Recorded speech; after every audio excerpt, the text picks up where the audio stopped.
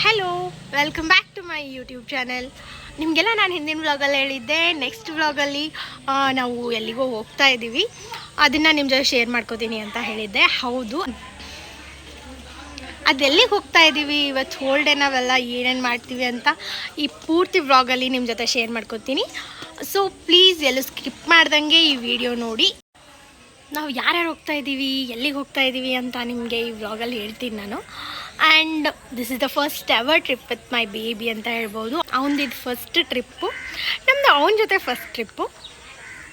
So we are so excited. ದಿನ ಹೆಂಗಿರುತ್ತೆ, ಹೆಂಗೆ ಕಳಿಯುತ್ತೆ, ಎಲ್ಲೆಲ್ಲಿ ಹೋಗ್ತೀವಿ ಅಂತ ಇನ್ನೂ ಅಷ್ಟೊಂದು ಪೂರ್ತಿ ಪ್ಲ್ಯಾನ್ಡ್ ಇಲ್ಲ, ಬಟ್ ಹೋಗ್ತಾ ಇದ್ದೀವಿ. ಎಸ್, ಸೊ ನಾನಿವಾಗ ತೋರಿಸ್ತಾ ಇರೋದು ಹಿಂದಿನ ದಿನ ರಾತ್ರಿ 11:30 ಸುಮಾರಿಗೆ ನಮ್ಮ ಮನೆಯವ್ರು ಬಂದರು. ಆ್ಯಕ್ಚುಲಿ ಅವ್ರು ಮಧ್ಯಾಹ್ನ 3 ಗಂಟೆಗೆ ಅಲ್ಲಿಂದ ಹೊರಟಿದ್ರು. ಮನೆಗೆ ಬಂದು ರೀಚ್ ಆಗೋದಕ್ಕೆ ರಾತ್ರಿ 11:30 ಆಯಿತು. ಪಪ್ಪ ಹೋಗಿ ಕರ್ಕೊಬಂದರು. ಆ್ಯಂಡ್ ಮಾರನೇ ದಿನ ಬೆಳಗ್ಗೆ ಬೇಗ ಹೊರಡೋದಿತ್ತಲ್ವ, ಅದಕ್ಕೆ ರಾತ್ರಿ ಬಂದಿದ್ದರು. ಸೊ ಇವಾಗ ಎಲ್ಲರೂ ಮನೆಯಿಂದ ಹೊರಡೋದಕ್ಕೆ ರೆಡಿಯಾಗಿದ್ವಿ. 9:30 ಆಗಿತ್ತು. ಏನು ಗೊತ್ತಾ, 8 ಗಂಟೆಗೆ ಹೊರಡಬೇಕು ಅಂತ ಅಂದ್ಕೊಂಡಿದ್ದು. ಬಟ್ ಮನೆಯಿಂದ ಹೊರಡ್ಬೇಕಂದ್ರೆ ಅಷ್ಟು ಬೇಗ ಎಲ್ಲ ಹೋಗಿದ್ದು ಇತಿಹಾಸನೇ ಇಲ್ಲ. ನಮ್ಮ ಮನೆಯಿಂದ ಹೋಗಬೇಕಾದ್ರೆ ಎಲ್ಲರೂ ಫುಲ್ ಜೋಶಲ್ಲಿದ್ವಿ, ಹೋಗಬೇಕು ಅನ್ನೋ ಖುಷಿ ಇತ್ತು. ಸೊ ಸಿಕ್ಕಾಪಟ್ಟೆ ಎಂಜಾಯ್ ಮಾಡಿದ್ವಿ. ಹೋಗಬೇಕಾದ್ರೆ ಎಲ್ಲರೂ ಡ್ಯಾನ್ಸ್ ಮಾಡಿಕೊಂಡು, ಹಾಡು ಹಾಡ್ಕೊಂಡು ಹಾಗೆ ಖುಷಿಯಿಂದ ಹೋದ್ವಿ. ಸೊ ಎಲ್ಲರೂ ಸೇರಿ ಕಾಲು ಎಳಿತಾಯಿದ್ರು. ಅದರಲ್ಲಿ ನಮ್ಮ ಮನೆಯವ್ರ ಕಂಪ್ನಿ ಕೊಟ್ಟರೆ ಮಾತ್ರ ಇನ್ನೂ ಎಲ್ರದ್ದು ಜಾಸ್ತಿ ಆಗಿಬಿಡುತ್ತೆ ನನ್ನೇನು ಕಾಲು ಎಳೆಯೋದು. ಸೊ ಇಲ್ಲಿದ್ದಾರಲ್ಲ, ಇವರೇ ಈ ಸಲದ ಸ್ಪೆಷಲ್ ವ್ಯಕ್ತಿ ಟ್ರಿಪ್ಗೆ. ಆ್ಯಂಡ್ ನಾವಿವಾಗ ನಮ್ಮ ಡೆಸ್ಟಿನೇಷನ್ ರೀಚ್ ಆದ್ವಿ. ಆಲ್ಮೋಸ್ಟ್ ಎಂಟ್ರಿ ಆಗ್ತಾಯಿದ್ವಿ ಊರಿಗೆ. ನಿಮಗೆ ಇವಾಗ ಗೊತ್ತಾಗಿರಬೇಕು ಅಂದ್ಕೊಂಡಿದ್ದೀನಿ ನಾವು ಎಲ್ಲಿಗೆ ಹೋಗ್ತಾ ಇದ್ದೀವಿ ಅಂತ ಹೇಳಿಬಿಟ್ಟು. ಎಸ್, ನಾವು ಮಹಾರಾಷ್ಟ್ರಕ್ಕೆ ಹೋಗಿದ್ವಿ, ಅಂದರೆ ಕೊಲ್ಲಾಪುರಕ್ಕೆ ಹೋಗಿದ್ವಿ. ಆ್ಯಕ್ಚುಲಿ ನಮ್ಮೂರಿಂದ ಕೊಲ್ಲಾಪುರ ಆಲ್ಮೋಸ್ಟ್ ನಿಯರ್ ಆಗುತ್ತೆ ಅಂತಲೇ ಹೇಳ್ಬೋದು. ಒಂದು 80-85 ಕಿಲೋಮೀಟರ್ಸ್ ಒಳಗಡೆ ಆಗುತ್ತೆ. ಸೊ ಮೊದಲು ನಾವು ಹೋಗಬೇಕು ಅಂತ ಅಂದ್ಕೊಂಡಿದ್ದು ಮಹಾಲಕ್ಷ್ಮಿ ಟೆಂಪಲ್ಗೆ ಹೋಗಿ ಆಮೇಲೆ ಮುಂದಿನ ಡೆಸ್ಟಿನೇಷನ್ ಯೋಚನೆ ಮಾಡೋಣ ಅಂತ ಹೇಳಿಬಿಟ್ಟು ಫಸ್ಟು ಟೆಂಪಲ್ಗೆ ಹೋಗ್ತಾ ಇದ್ದೀವಿ. ಆ್ಯಕ್ಚುಲಿ ಈ ಸಲ ಟ್ರಿಪ್ಗೆ ನಮ್ಮ ಮಮ್ಮಿ, ಸಣ್ಣ ಮಮ್ಮಿ, ಆಮೇಲೆ ನಮ್ಮ ಅಜ್ಜಿ ಬಂದಿಲ್ಲ, ಆಮೇಲೆ ನಮ್ಮ ಚಿಕ್ಕಪ್ಪನೂ ಬಂದಿಲ್ಲ.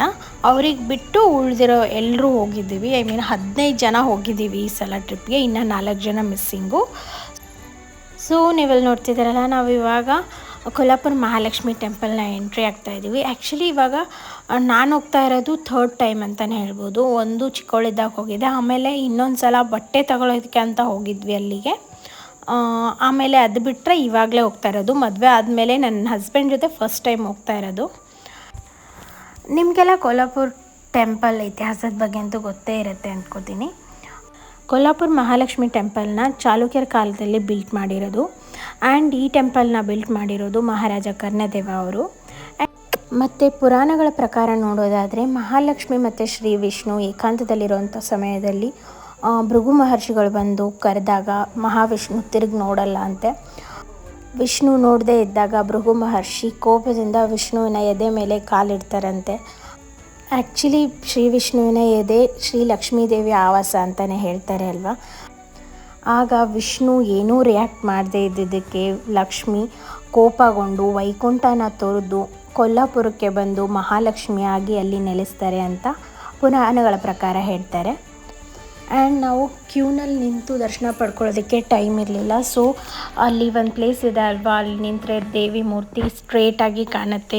ಅಲ್ಲಿ ಹೋಗಿ ದೇವಿ ದರ್ಶನ ಮಾಡ್ಕೊಂಡ್ವಿ. ದೇವಿ ದರ್ಶನ ತುಂಬ ಚೆನ್ನಾಗಾಯಿತು. ಅದಾದಮೇಲೆ ಸ್ವಲ್ಪ ಹೊತ್ತು ಫ್ಯಾಮಿಲಿ ಟೈಮ್, ಫೋಟೋಸ್ ಎಲ್ಲ ತಗೊಂಡ್ವಿ. ಅದಾದಮೇಲೆ ನಾವು ಬಂದಿದ್ದು ನೆಕ್ಸ್ಟ್ ಡೆಸ್ಟಿನೇಷನ್ ಬಂದುಬಿಟ್ಟು ಪ್ಯಾಲೇಸಿಗೆ ಬಂದ್ವಿ.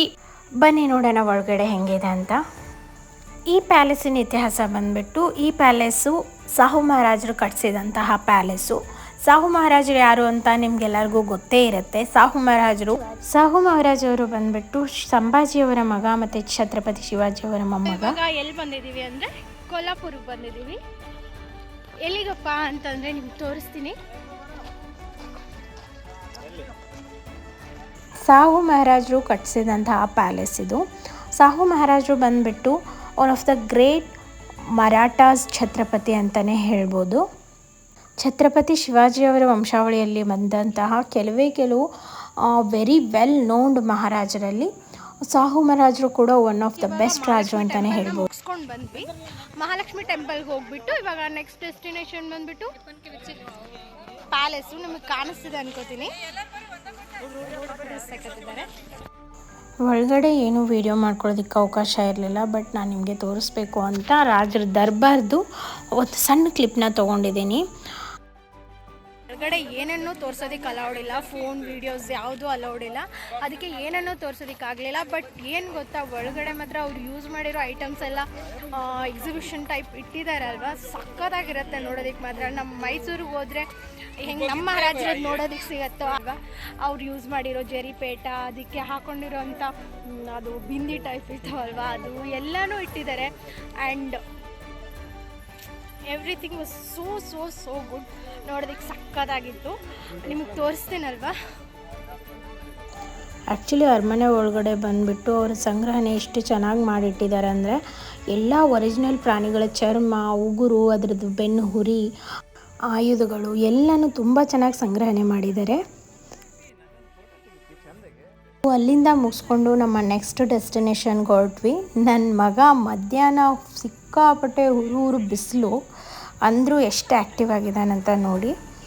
ಅವ್ನಿಗೆ ಹೊರಗಡೆ ತಿರ್ಗೋದಂದರೆ ಅದೇನೋ ಗೊತ್ತಿಲ್ಲ, ಸಖತ್ ಖುಷಿ ಅವನಿಗೆ. ಅವ್ನು ಆ್ಯಕ್ಟಿವ್ ಆಗಿರೋದ್ರಿಂದ ಇನ್ನೂ ಒಂದು ಪ್ಲೇಸ್ ಎಕ್ಸ್ಟ್ರಾ ನೋಡೋದಕ್ಕೆ ಸಿಕ್ತು ನಮಗೆ. ಏನು ಗೊತ್ತಾ, ಇವಾಗ ಫೋರ್ಟ್ನ ಮುಗಿಸ್ಕೊಂಡು ಫೋರ್ಟ್ನ ನೋಡ್ಕೊಂಡ್ಬಿಟ್ಟು ಲಾಸ್ಟ್ಗೆ ಇಲ್ಲಿ ಗಂಧರ್ವ ವಾಟರ್ ಪಾರ್ಕ್ ಇದೆಯಲ್ಲ, ಅಲ್ಲಿಗೆ ಬಂದಿದ್ದೀವಿ. ವಾಟರ್ ಗೇಮ್ಸ್ ಎಲ್ಲ ತುಂಬ ಆಪ್ಷನ್ಸ್ ಇದೆಯಂತೆ, ನಾವು ನೋಡಿಲ್ಲ, ಫಸ್ಟ್ ಟೈಮ್ ಬಂದಿರೋದು. ಎಕ್ಸ್ಪೀರಿಯೆನ್ಸ್ ಹೆಂಗಿರುತ್ತೆ ಅಂತ ನಿಮ್ಮ ಜೊತೆನೂ ಶೇರ್ ಮಾಡ್ಕೋತೀವಿ, ಬನ್ನಿ ನೋಡೋಣ. ಆ್ಯಕ್ಚುಲಿ ಇನ್ನೂ ಏನು ಗೊತ್ತಾ, ಇನ್ನೂ ಊಟ ಮಾಡಿಲ್ಲ, ಸಿಕ್ಕಾಪಟ್ಟೆ ಹಸಿತಿದೆ ಹೊಟ್ಟೆ. ಒಳಗಡೆನೇ ಊಟ ಸಿಗುತ್ತಂತೆ, ಸೊ ಅಲ್ಲಿ ಟಿಕೆಟ್ ತೊಗೊಳೋದಕ್ಕೆ ಹೋಗಿದ್ದಾರೆ. ಆ್ಯಂಡ್ ಟಿಕೆಟು ಪರ್ ಹೆಡ್ 1200 ಆಗಿತ್ತು. ಅಲ್ಲಿ ಲಂಚ್ನ ಮುಗಿಸ್ಕೊಂಡು ಐಸ್ ಕ್ರೀಮ್ ಎಲ್ಲ ತಿಂದ್ಕೊಂಡು ಆಮೇಲೆ ವಾಟರ್ ಗೇಮ್ಸ್ ಆಡೋದಕ್ಕೆ ಅಂತ ಹೋದ್ವಿ. ನೀವು ಇಲ್ಲಿ ನೋಡ್ಬೋದಲ್ವ, ವಾಟರ್ ಗೇಮ್ಸಲ್ಲಿ ಮಾತ್ರ ತುಂಬ ಅಂದರೆ ತುಂಬ ಆಪ್ಷನ್ಸ್ ಇದಾವಲ್ಲಿ. ಸಖತ್ ಎಂಜಾಯ್ ಮಾಡಿದ್ವಿ ಎಲ್ಲರೂ.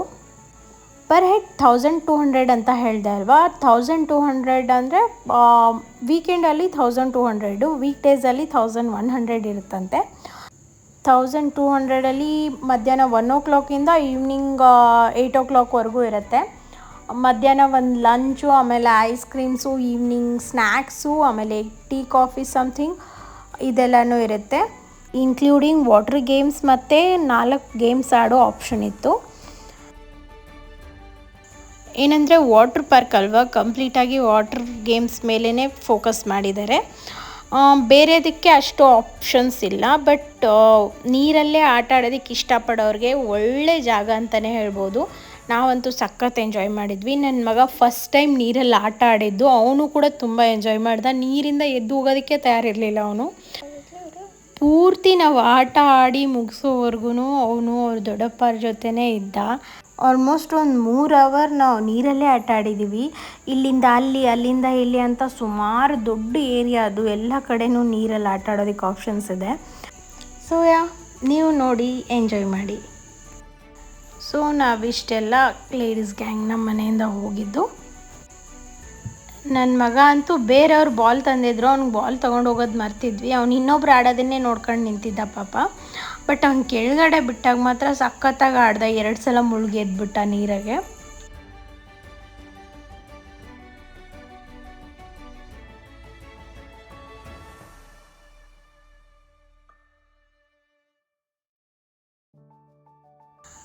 ಸೊ ಇಲ್ಲಿ ಆ್ಯಕ್ಚುಲಿ ನಾನು ಜಾಸ್ತಿ ವೀಡಿಯೋ ಮಾಡ್ಕೊಳ್ಳೋದಕ್ಕಾಗಿಲ್ಲ. ಲಾಸ್ಟ್ ನಮ್ಮ ಮನೆಯವ್ರದ್ದು ಒಂದು ವೀಡಿಯೋ ಮಾಡ್ಕೊಳ್ಳೋಣ ಅಂತ ತರ್ತಿದ್ದೆ, ಹೂ ಅಂತ ಬಂದುಬಿಟ್ರೆ ಹೆದರ್ಬಿಟ್ಟೆ ನಾನು. ಬಟ್ ಈ ಏಜ್ ಅಂತ ರೆಸ್ಟ್ರಿಕ್ಷನ್ಸ್ ಇರಲಿಲ್ಲ. ಎಲ್ಲ ಟೈಪ್ ಏಜ್ ಅವರು ಇದ್ದರು ಅಲ್ಲಿ. ಅಂಕಲರು, ತಾತಂದರು ಎಲ್ಲರೂ ಬಂದು ಆಟ ಆಡ್ತಾಯಿದ್ರು. ಒಂಥರ ಚೆನ್ನಾಗಿತ್ತು. ಇಲ್ಲಿ ನೋಡಿ ನಮ್ಮ ಮನೆಯವರು ಎಲ್ಲರೂ ಎಳೆದೆಳೆದು ಎಸಿತಾ ಇದ್ದಾರೆ, ಯಾಕಂದರೆ ಹಿಂದೆಯಿಂದ ಬಂದು ಒದಿತಾ ಇದ್ರು ಎಲ್ಲರೂ. ಫೋರ್ಸಲ್ಲಿ ಬರ್ತಾಯಿತ್ತಲ್ವ, ಅದಕ್ಕೆ. ನಾವು ವಾಟರ್ ಗೇಮ್ ಎಂಡಿಂಗ್ನಲ್ಲಿ ರೈನ್ ಡ್ಯಾನ್ಸಿಗೆ ಅಂತ ಹೋದ್ವಿ. ನೀವು ಇಲ್ಲಿ ನೋಡ್ತಿದ್ದೀರಲ್ಲ, ರೈನ್ ಡ್ಯಾನ್ಸ್ ತುಂಬ ಮಜವಾಗಿತ್ತು. ಅಲ್ಲಿ ಬರೀ ಬಾಯ್ಸೇ ಆಟ ಆಡ್ತಿದ್ರು, ಯಾರು ಲೇಡೀಸ್ ಹೋಗ್ತಾನೆ ಇರಲಿಲ್ಲ ಅಲ್ಲಿ. ನಾವೆಲ್ಲರೂ ಹೋದ್ವಲ್ವ, ನಮ್ಮ ಹಿಂದೆ ಇಷ್ಟೆಲ್ಲ ಜನ ಲೇಡೀಸ್ ಬಂದು ಸೇರ್ಕೊಂಡ್ರು ಅಲ್ಲಿ. ಈ ರೇನ್ ಡ್ಯಾನ್ಸಿಂಗ್ ಒಂಥರ ಮಜಾ ಕೊಟ್ಟಂಥ ಗೇಮ್ ಅಂತ ಹೇಳ್ಬೋದು. ಎಲ್ಲರೂ ಸಖತ್ ಡ್ಯಾನ್ಸ್ ಮಾಡಿ ಸಖತ್ ಎಂಜಾಯ್ ಮಾಡಿದ್ವಿ ಇಲ್ಲಿ. ಮಾತ್ರ ನಮ್ಮ ಮನೆಯವರು ಮನ್ಸು ಬಿಚ್ಕೊಂಡಿದ್ರು ಎಷ್ಟೋ ದಿನ ಆದಮೇಲೆ. ಆ್ಯಕ್ಚುಲಿ ಸಾಂಗ್ಗೆ ಕಾಪಿರೈಟ್ ಬೀಳುತ್ತೆ, ಅದಕ್ಕೆ ನಾನು ಸಾಂಗ್ ಹಾಕಿಲ್ಲ. ಕೊನೆಗೆ ಇಲ್ಲಿ ಎಲ್ಲರೂ ನನ್ನ ಮಗ ನೋಡ್ತಾನೆ ನಿಂತಿದ್ದ, ಅವನ ಹೆಸರನ್ನ ಜೋರಾಗಿ ಕರೆದ್ವಿ. ಆಮೇಲೆ ಎಲ್ಲ ವಾಟರ್ ಗೇಮ್ಸ್ನು ಮುಗಿಸಿ ಹೋಗಿ ಡ್ರೆಸ್ ಚೇಂಜ್ ಎಲ್ಲ ಮಾಡಿಕೊಂಡು ಗೇಮಿಂಗಿಗೆ ಹೋದ್ವಿ. ಇಲ್ಲಿ ನೋಡ್ತಿದ್ದೀರಲ್ಲ, ನಾವು ಫಸ್ಟು ಬ್ರೇಕ್ ಡ್ಯಾನ್ಸ್ನ ಆಡಿದ್ವಿ. ಬ್ರೇಕ್ ಡ್ಯಾನ್ಸ್ ಅಂತೂ ಗೊತ್ತಲ್ಲ, ಎಲ್ಲರೂ ಇಷ್ಟಪಡೋಂಥ ಗೇಮ್ ಅದು. ಬಟ್ ಇದು ನಮ್ಮ ಮನೆಯವ್ರಿಗಾಗಲ್ಲ, ನಮ್ಮ ಮನೆಯವ್ರು ಆಟ ಆಡೋದಕ್ಕೆ ಬರಲಿಲ್ಲ, ನಾವೆಲ್ಲರೂ ಆಟ ಆಡಿದ್ವಿ. ಅದಾದಮೇಲೆ ಒಂದು ನಾರ್ಮಲ್ ಗೇಮು, ಟ್ರೈನಲ್ಲಿ ಕೂತ್ಕೊಂಡು ಹೋದ್ವಿ ಎಲ್ಲರೂ. ನನ್ನ ಮಗನಿಗೋಸ್ಕರ ಇದು. ನನ್ನ ಮಗ ಫಸ್ಟ್ ಟೈಮ್ ಈ ಥರ ರೈಲಲ್ಲಿ ಕೂತ್ಕೊಂಡಿದ್ದು, ಆಟ ಆಡೋ ರೈಲಲ್ಲಿ. ಅವನಿಗೆ ಒಂಥರ ಹೊಸ್ದಾಗಿ ಕಾಣಿಸ್ತಾ ಇತ್ತು, ಸೊ ಏನೂ ಎಕ್ಸ್ಪ್ರೆಷನ್ಸ್ ಕೊಡ್ತಾ ಇರಲಿಲ್ಲ. ಅದಾದಮೇಲೆ ನಾವು ಕೊನೆಗೆ ಕೊಲಂಬಸ್ ಗೇಮ್ ಆಡಿದ್ವಿ. ಆ್ಯಕ್ಚುಲಿ ನಂಗೆ ಕೊಲಂಬಸ್ ಗೇಮ್ ಅಂದರೆ ಸಖತ್ ಭಯ ಆಯಿತಾ, ನಾನು ತುಂಬ ಕಿರ್ಚಾಡ್ತಿದ್ದೆ. ಹಂಗೆ ನೋಡಿದರೆ ಇದು ಅಷ್ಟು ದೊಡ್ಡದಿರಲಿಲ್ಲ, ಒಂಥರ ಸಣ್ಣದೇ ಇತ್ತು. ಬಟ್ ಒಂಥರ ನಂಗೆ ಫಿಯರ್ ಇದೆ, ಸೊ ನನಗೆ ಭಯ ಆಯಿತು. ಆಮೇಲೆ ಈವ್ನಿಂಗ್ ಸ್ನ್ಯಾಕ್ಸ್ಗೆ ಪಾವ್ ಭಾಜಿ, ಇಡ್ಲಿ, ಪರೋಟ, ನೂಡಲ್ಸು, ಆಮೇಲೆ ಬೇಲ್ಪುರಿ ಇತ್ತು, ತಿಂದ್ಕೊಂಡು ಜಾರ್ಬಂಡಿ ಆಮೇಲೆ ಜೋಕಾಲಿ ಇವೆಲ್ಲ ಆಟ ಆಡಿದ್ವಿ ಸುಮಾರು ಹೊತ್ತು. ಅದಾದಮೇಲೆ ಇಲ್ಲಿ ಪಪೆಟ್ ಶೋ ಇದೆ, ನೀವು ನೋಡ್ತಿದ್ದೀರಲ್ಲ, ಗೊಂಬೆ ಆಟ. ಇದು ಸಖತ್ ಇಂಟ್ರೆಸ್ಟಿಂಗ್ ಆಗಿರುತ್ತೆ, ಬಟ್ ನಾವು ಪೂರ್ತಿ ನೋಡೋದಕ್ಕೆ ಟೈಮ್ ಸಿಗಲಿಲ್ಲ, ಹೋಗೋದಕ್ಕೆ ಟೈಮ್ ಆಗಿತ್ತಲ್ವ, ಸೊ ಅರ್ಧನೇ ಶೋ ನೋಡ್ಕೊಂಡ್ಬಿಟ್ಟು ಹೊರಟ್ವಿ. ಸೊ ಫೈನಲಿ ಸಂಜೆ ಆಗಿದೆ, ಇವಾಗ ಹೊರಡ್ತಾ ಇದ್ದೀವಿ. ಸಿಕ್ಕಾಪಟ್ಟೆ ಎಂಜಾಯ್ ಮಾಡಿದ್ವಿ, ತುಂಬ ವಾಟರ್ ಗೇಮ್ಸ್ ಆಡಿದ್ವಿ, ತುಂಬ ಹೊತ್ತು, ಆಲ್ಮೋಸ್ಟ್ 3 to 4 hours ನೀರಲ್ಲಿ ಆಟ ಆಡಿದ್ವಿ. ಸೊ ನಾವಿವಾಗ ಮನೆ ರೀಚ್ ಆಗೋದಕ್ಕೆ ರಾತ್ರಿ 8:30-9 ಗಂಟೆ ಆಯಿತು. ಇದಾಗಿತ್ತು ನನ್ನ ಇವತ್ತಿನ ವ್ಲಾಗ್. ನನ್ನ ವ್ಲಾಗ್ ನಿಮಗೆಲ್ಲ ಇಷ್ಟ ಆಗಿದ್ದರೆ ದಯವಿಟ್ಟು ಶೇರ್ ಮಾಡಿ, ಲೈಕ್ ಮಾಡಿ ಮತ್ತು ಸಬ್ಸ್ಕ್ರೈಬ್ ಮಾಡಿ.